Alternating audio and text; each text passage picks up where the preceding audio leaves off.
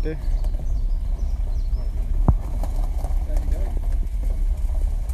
Got a few more parts. Yeah, so bonnet pins.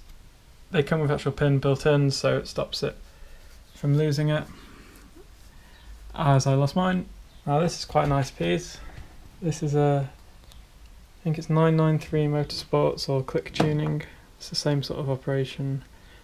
I think it's from Latvia. Anyway, it's a short shifter, but you get the whole assembly and it's adjustable. So the longer you make it, more leverage, shorter the throw. It's a cool piece because it has two plates, everyone's in a bag, but it basically sandwiches itself in the transmission tunnel and you don't need to drill any holes or anything. To market M3 side skirts, you really can't see them as well in black. Moving on bigger, and there's just detailing stuff on there. Here's the big piece. It just fits on the camera. So this is a half cage. I'm actually surprised by the quality, it's pretty good. Has all the hardware for it as well. The main reason for getting this was a harness bar are ridiculously expensive. They're normally like £200 or something just for a harness bar, which I think is this piece. Why not pay that bit more and just get a whole cage? It's a rear cage, so it doesn't obtrude too much in the front. It still gives you a bit of protection. Not too heavy as well because it's only rear. Good welds, thick piping. I don't know much about roll cages, to be honest. Comes in sort of two sections, so it's easy to transport and it bolts in. It comes with these plates as well for reinforcement, I guess. It's quite a good package. Obviously got the Star 22s, but I've talked about them before. What's exciting as well, these are really like the final finishing touches to the car. Okay, it's been a while. Videos have been slow because of the rain. I got some more final pieces to the puzzle. We have front brake discs, just OEM, they're vented. I don't believe in expensive discs, so that's cheap car parts for less. I need Loctite because I need Loctite for these. These are extended wheel studs. Yeah, the extended ones fit, but there weren't enough threads on the nut, so it didn't feel very safe. So hopefully these should be longer. These are 90mm. For the rear, I've just gone with OEM pads and OEM discs. This is an exciting one. So these are DS2500s, is what I went with in the end.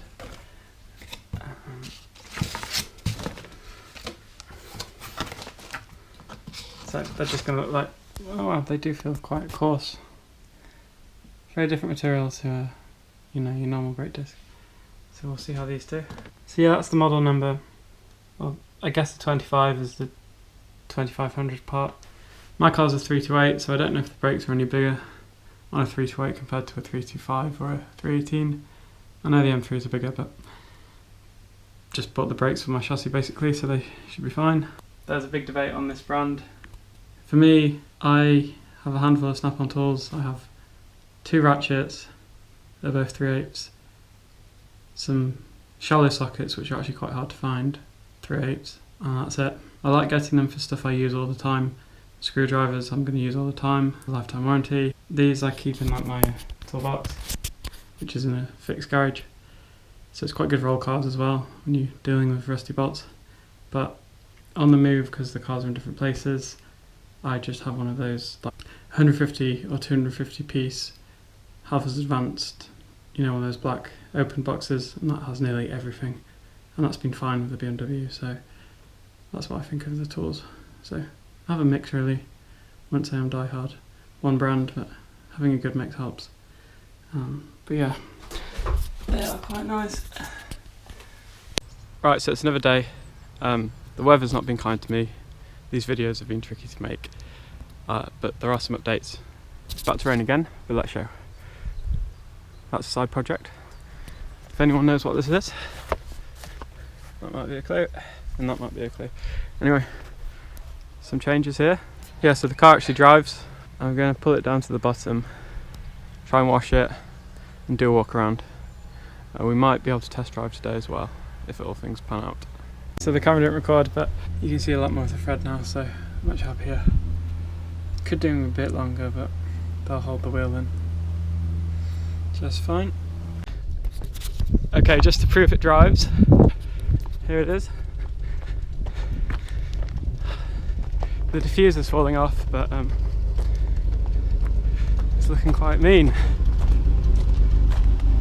So let's go and take it to get cleaned.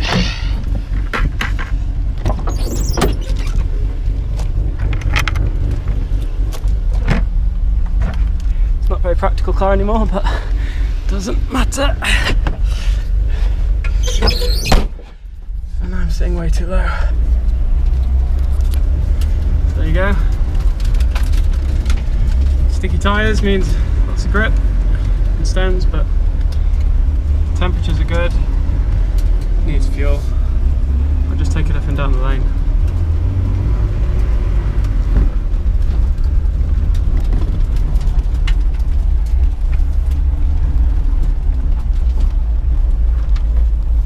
Feels good.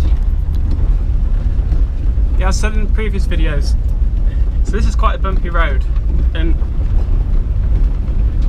on these coilovers you can feel, it's hard to explain, they're tighter, so you're getting, it's stiff, so you feel everything, but in the same time, I wouldn't say you have more control, but just the body feels tighter, I guess. That's how I'd say it. It's, you know, the rebound rate's better or whatever. Power steering feels better now. It went into reverse fine, by the way. This is a bumpy road, so I don't know if it's the best test. The shift is still not quite right. You can see how far forward it is. So that's first, and then neutral's like here, which looks more like first, but anyway. Alright, I'll ignore that for the second because this road is bumpy. Let's see what it does on the flat, I guess. Temperatures are still good. God, it's not even that warm today. It's like 18 degrees in the morning and it's already quite hot in here. And that window doesn't open. That one does, I think. Anyway, we're washing it, so alright, let's just give it a blast on the smooth stuff, which is round that corner.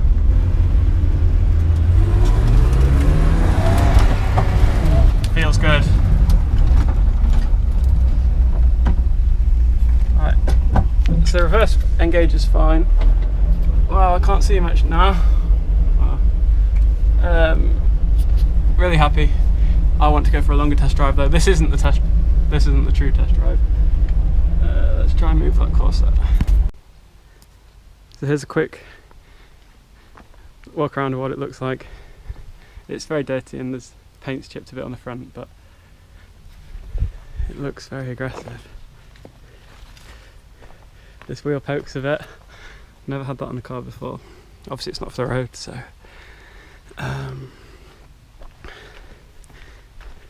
yeah, still really dirty and not the best paint, but I think the back's such a good angle on these. And it's not ridiculously low, but it's squatting. I'm happy. Mirrors are good as well. So yeah, that's the body done.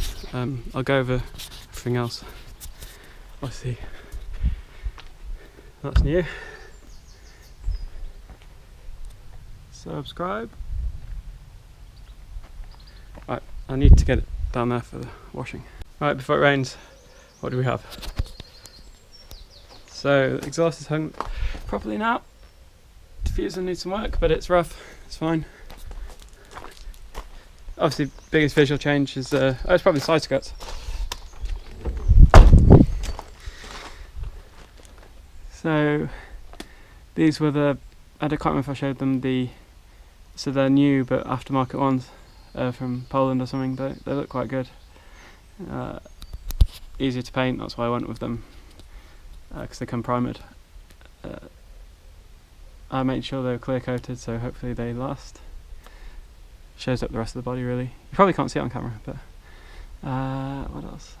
Trying to clean up these wheels. So the back ones are quite good, but the front ones, just years and years of brake dust from a track car, I think. They're a lot darker, but we'll try. Extended lug studs look fine. So the spacer's still good. Alright, yeah, second biggest change I guess is the roll cage. Really need to clean inside here. Yeah, that thing was cool. I only scratched a bit of it and put stickers on where I scratched it. Yeah, really happy how it came out. A bit of rigidity and mainly safe for the harness bar and a bit of safety overall. What else is there to show?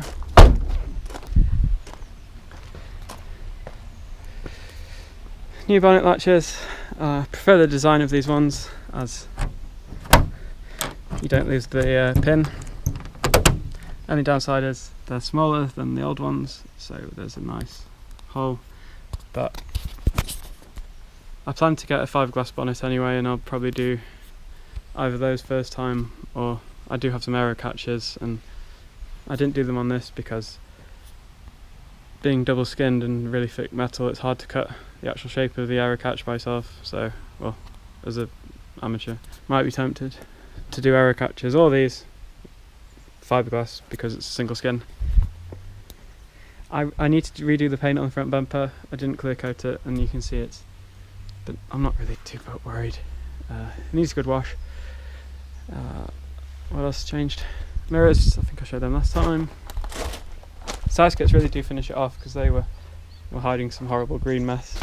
Ride height is, I might be wrong, but pretty good for where I'm at.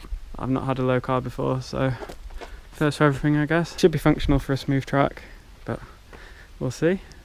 It's still good clearance, you know, getting out the field and stuff. So the back, again in time, fiberglass bonnet would be nice, and whilst I'm doing that, it's an excuse to get some, well, I need to do new vinyls anyway.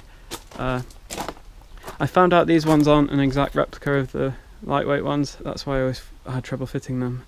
They look fine, but there are some ones in America that do a direct copy, which makes sense because it was an American model. Yeah, let's get on with this, clean it up, and keep going. Can't remember if I showed that last time. They really finish off the skirts, they really finish off the body moulding. So we got both the 90s cars next to each other, 96, 98. Been waiting for this for a while. They're both dirty though. From the front, not as good, but still pretty cool. This is still running well, by the way. Had a big service, it's fine. Cam belt. So yeah, here's the purple, that's what I'm using. I'm using, what's this one? Purple Rain 3.0. See the back, like I said, the backs are fine, but it's these fronts. But I probably do it when it's clean, but there are streaks where it comes off, so we'll let that sit a bit. Maybe do another pass. Let's try it. That's both cars covered. Makes this one look a bit creamier, but not complaining. I'm using some different foam this time. I used to use Auto Bright, but now I'm not a detailing expert, by the way. Pearl Blast is a kit. Let's see how it does. I think you get some sort of cheat coating, because I'm not very good at waxing and polishing, so I think this makes it bead, but it's a bit of cheat. Main thing is 2 buckets with the guards, so let's see how it does.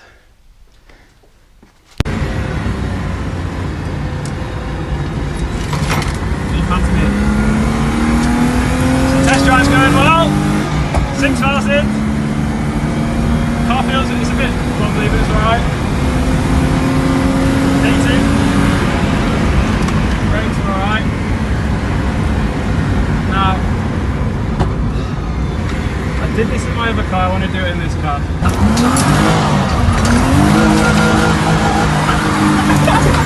There's so many bolts. The temperature's still halfway. I've absolutely thrashed this. It's been warm all day, so the car's fine. All's well. Let's see if we can get fit. Gears are fine. This shift is quite nice. I think the throttle cable's still sticking a bit, as it's when I dip the clutch. Oh, the revs are dropping now. Maybe it was loose. Let's try heel and toe. I just love the sound.